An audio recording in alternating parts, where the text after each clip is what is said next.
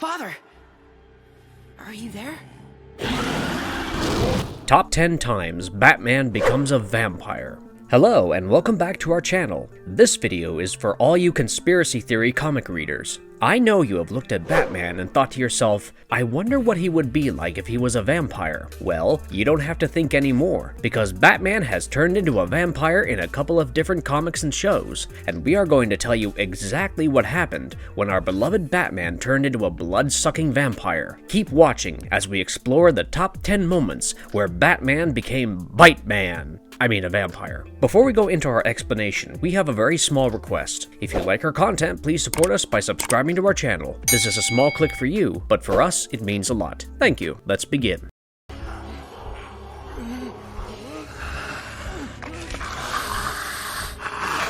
Kirk Langstrom, scientist by day, vampire Batman by night.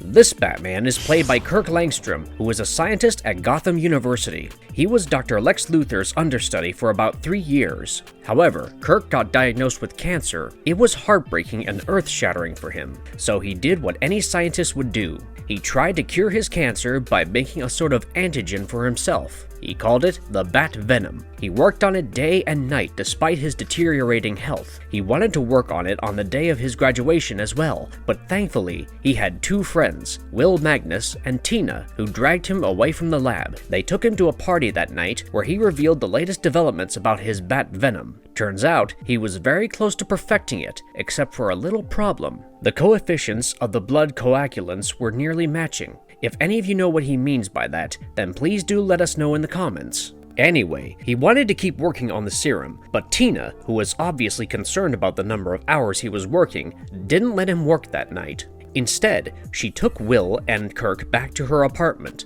At the apartment, he saw Will's project. Will's project was nanites constructing a ship inside a bottle. This fascinated Kirk and gave him an idea. What if they could apply nanites to organics? The nanites could act as a stabilizing agent for the Bat Venom and solve his problem. Unfortunately, Kirk collapsed at that moment. He obviously heard an earful from Tina for hiding the extent of his condition, but it also made Will consider the project. He agreed to help, and the two started working on it after Will read Kirk's research. They tested it on lab mice, and 5 days later, there was a survivor. Will wanted to run a few more tests to be sure, but Kirk was too worried that he won't have enough time left, so he made Will inject him with the serum. Kirk's body immediately reacted to it by giving him a high fever, but ultimately, the Bat Venom was a success. The only side effect was that Kirk was no longer fully human. He had turned into something resembling a vampire. He woke up from his fever and proceeded to tear his room apart and jump out of the window. After jumping into the streets of Gotham, he was immediately stopped by 2 thugs. Yeah, so the side effect was pretty neat in this situation, because it gave him super speed, strength, and agility. He managed to dodge bullets and beat the goons. Now, for the side effect to be an actual side effect and not just a cool thing, we see Kirk being overcome by just the very sight of blood and biting one of the goons.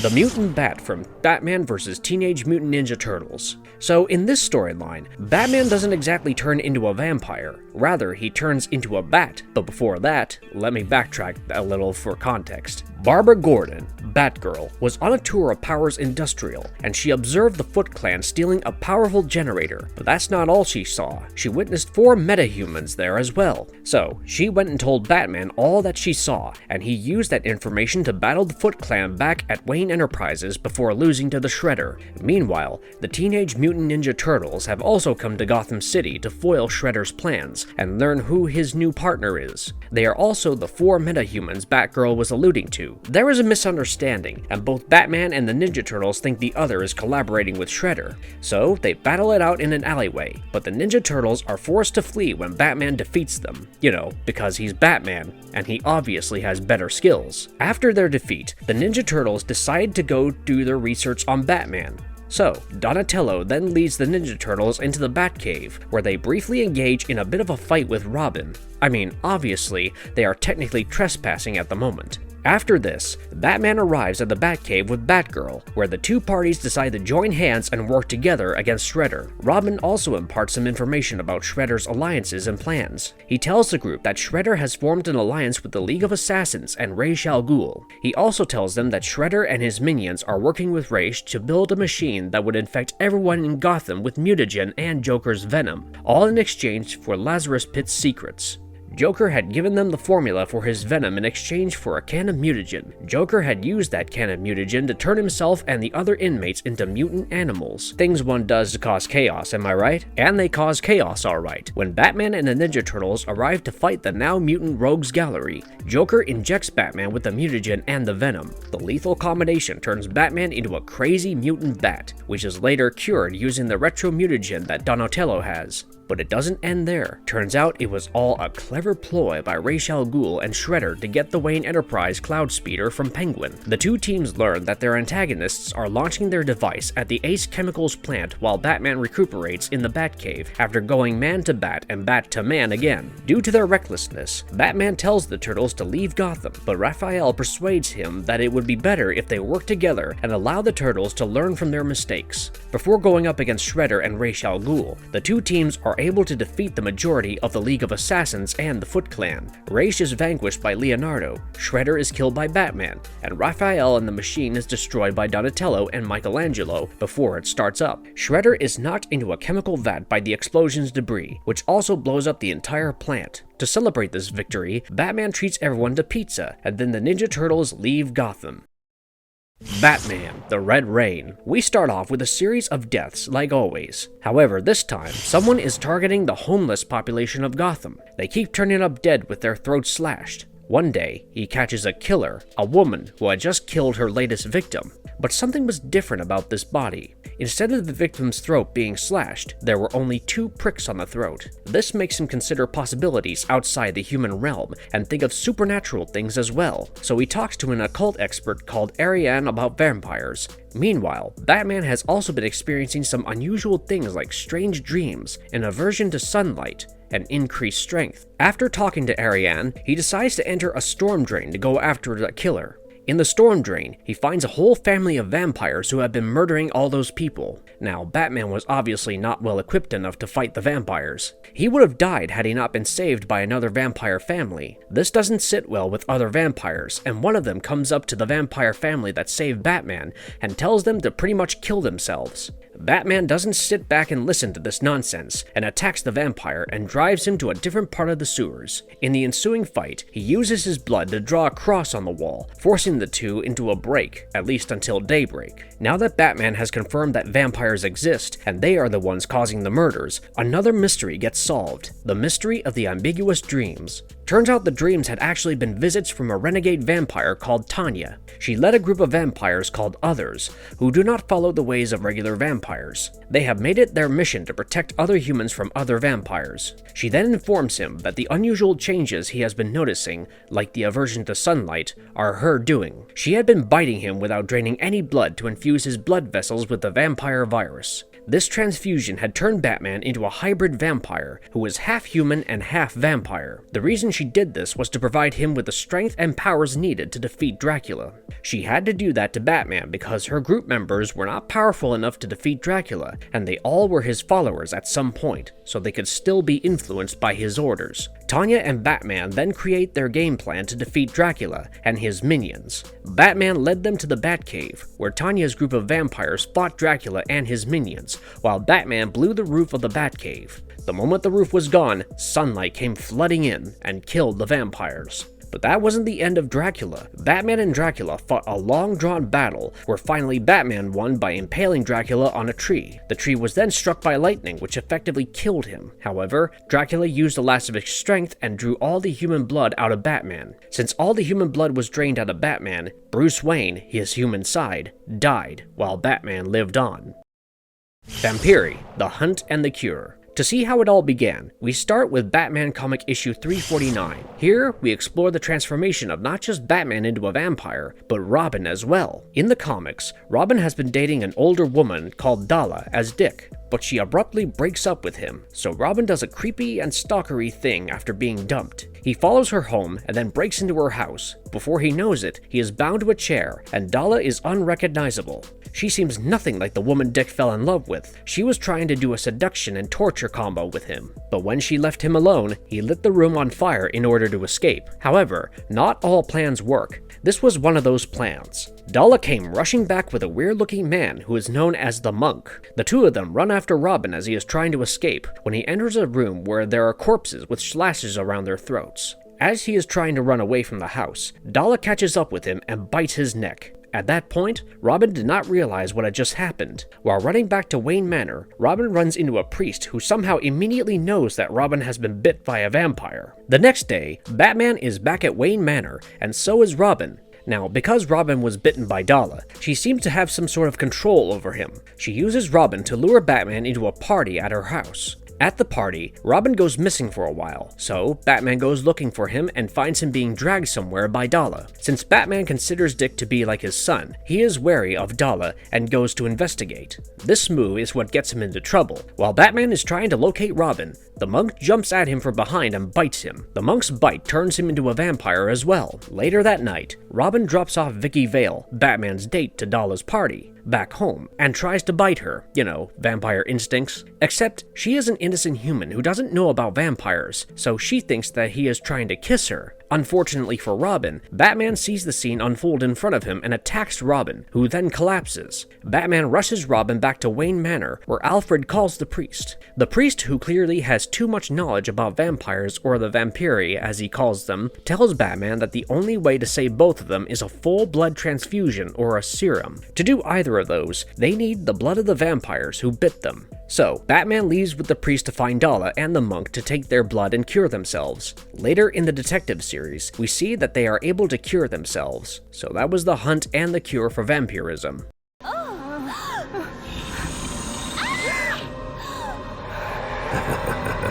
The Brave and the Bold, Shadow of the Bat. Dala returns once again, and this time too she is hungry for blood. Except this time, Dala became a vampire as a result of a freak accident in the lab, so Batman employs Jason Blood to find her. During the search, Batman and Blood split up, and Dala uses that opportunity to attack Batman. Jason turns himself into the demon Etrigan to help Batman defeat Dala. He manages to subdue her. He promises that he will find her a cure. Batman claims to be okay while leaving, but is wholly unaware that Dala has managed to get a taste of his blood. Yeah, she bit him. Later, he stops Black Mask and his men from robbing a bank. Black Mask tries to escape by running across rooftops, but the bitten Batman is an enhanced one, so he catches up with the villain with ease and then bites him. Back at the Batcave, Alfred finds Batman hanging upside down, living up to his name, Batman. He then proceeds to feed on Alfred and go out in search of more food, or in this case, people. This vampire Batman is actually quite insatiable. He goes on to call an emergency meeting of the heroes on the Justice League satellite. He stops the heroes from leaving and, in an extraordinary action sequence, manages to bite and transform all the heroes except Etrigan and Martian Manhunter. The Martian Manhunter and Etrigan fight the Vampire Justice League in an effort to save themselves and their friends. Batman knocks Etrigan unconscious, and the other vampires rip the Martian Manhunter. However, the Martian Manhunter manages to regenerate himself. He grabs control of the console and shifts the position of the satellite so that it gets direct sunlight. Batman and the rest of the transformed burst into flames. Seems really intense, right? Yeah, well, turns out it was all a lie. All of this action was due to intense hallucinations caused by Dala's bite. This was the only disappointing part, but it was also good to know that our beloved heroes did not turn into blood-sucking vampires. Yes, you win some, you lose some. Batmage, the magical bat. Batmage is seen on Earth 33, one of the 51 divergent realities that were formed after the Infinite Crisis. Earth 33 evolved into a place where magic, rather than science, drove social and technical growth. Earth 33 was DC's version of the multiversal home of mages. It contained denizens such as the Batmage, Lady Flash, and even Kryptonians who used the magic of sunlight instead of getting strength from it. This is the atmosphere in which Batman grows up. In this universe, there is a strong rivalry between the Wayne family and the Cobblepot family. This rivalry is so intense that it results in the death of Bruce Wayne's parents. Cobblepot also cures Bruce and turns him into a bat-like monstrosity. For a while after that, Bruce Wayne was only interested in revenge against the Cobblepot family, but as he studied dark magic further and gained better senses and instincts, he realized that there was evil all over the city. His act of revenge would only fuel the already existing evil. So, he stopped himself from going after revenge, and decided to use his knowledge of dark magic to protect the city. He used his magic to enforce law and order in the city, and even joined the League of Shamans later on. While there is not a lot mentioned about Bruce Wayne in this universe to figure out whether he is a vampire or not, we would like to believe that he is one, considering the fact that Earth 33 is a world run by magic.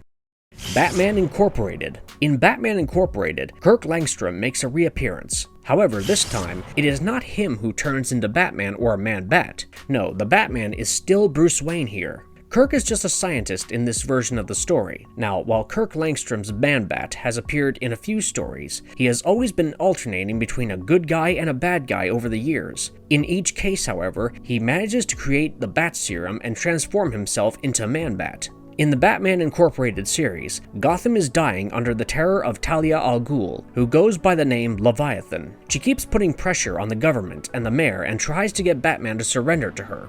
Meanwhile, Batman has become Gotham's most wanted, and Bruce Wayne is also getting the heat for being rich, and he has lost his son Damian to the hands of Talia al Ghul as well. The news channels keep reporting how much money Wayne had spent on Batman Incorporated, creating more pressure on him. Since he was being demonized so much, he decided to give in to it and show the people what he could do as a creature of the night. But how does Batman become Man-Bat? He injects himself with Langstrom's Bat Venom Serum and transforms into Man-Bat. This Man-Bat is a lot more animalistic and has bat wings as well. He is one of the coolest versions of a Man-Bat Batman in my opinion.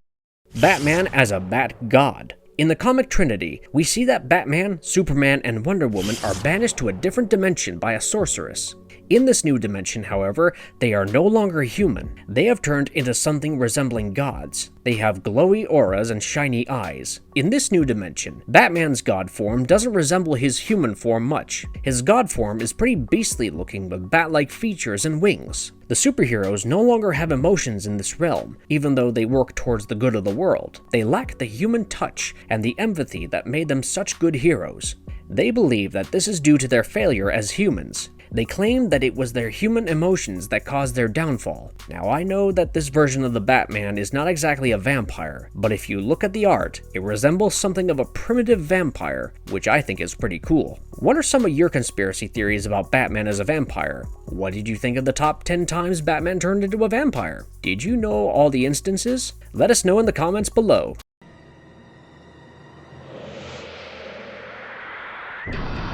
Perceive him as you please. This story of Batman from Batman Gotham Knight features a couple of vampire Batman stories that we have already explored, like Batman from the Red Rain. Here, we see 4 kids in a skate park who are discussing their encounters with Batman during the day. Each of them perceives Batman differently, and has a different understanding and interpretation of Batman and his forms and abilities. One claims that Batman is a living shadow who has the ability to melt in the shadows and reappear as and when he pleases. This version of vampire Batman is similar to that of Batman and Dracula. Another one claims that Batman is a mutant who is a half-bat and half-human. This version is similar to the mutant version of Batman in Batman vs. the Teenage Mutant Ninja Turtles. The third friend is on a different plane altogether. He claims that Batman is not even human in any capacity, rather he is a combat robot. Only the fourth kid sees Batman for who he truly is, a human and a hero. The fourth kid encounters Batman in the skate park as he is chasing the Men in Black.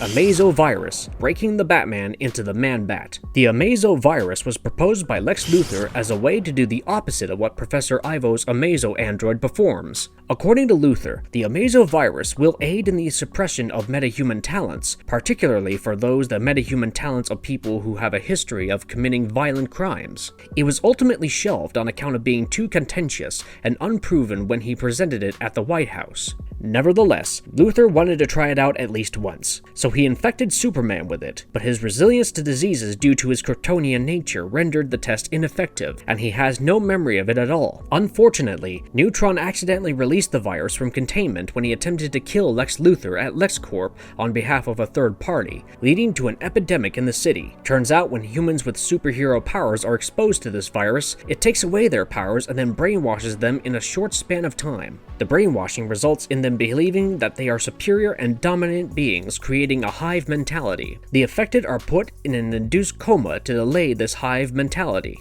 Batman is also infected by this virus, which causes him to become blind. However, he did develop the ability to echolocate like an actual bat. Due to the echolocation, he was able to shoot beams of sound waves from his mouth. It was pretty cool if I'm being honest. But Lex Luthor, Superman, and Dr. Icarus managed to cure everyone later on. And if you liked our content, don't forget to leave a like and subscribe to us if you haven't already. Have a good one and be safe. Thanks everyone.